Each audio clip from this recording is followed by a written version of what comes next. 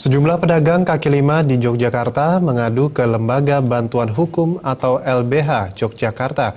Aduan tersebut dilakukan karena para PKL dituduh telah menempati lahan milik pemegang surat kekancingan dari Keraton Yogyakarta dan digugat ke pengadilan sebesar 1,1 miliar rupiah.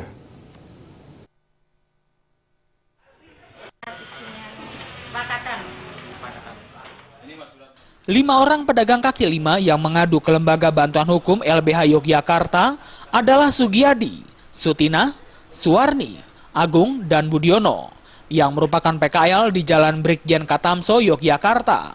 Mereka dituduh telah menempati lahan Eka Aryawan yang merupakan pemegang surat kekancingan atas tanah yang ditempati oleh 5 PKL tersebut sejak tahun 2011 silam. Sejumlah PKL mengaku sempat terkejut dengan adanya gugatan ke pengadilan sebesar 1,1 miliar rupiah tersebut.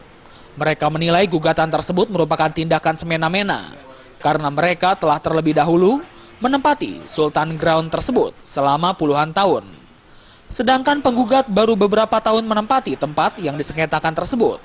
Selain itu, antara kedua belah pihak sebelumnya juga telah membuat kesepakatan terkait penggunaan Sultan Ground yang disengketakan itu. 1 miliar itu sempat kaget nggak Pak? Buat kaget, mah besar itu saya. Karena apa Pak? Ya, itu uang dari mana kalau dibuka seperti itu? Kalau harapannya Bapak seperti apa Pak? Ya, kalau harapan saya cuma suka kita sebuah itu udah ditutup gitu. Oh, sudah punya kesepakatan dan ada gugatan 1 miliar.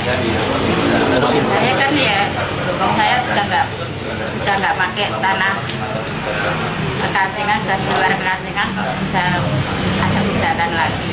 Maksudnya kesepakatan gimana? Itu kan sudah punya kesepakatan di luar tanahnya dia, tanah surat kekancingan.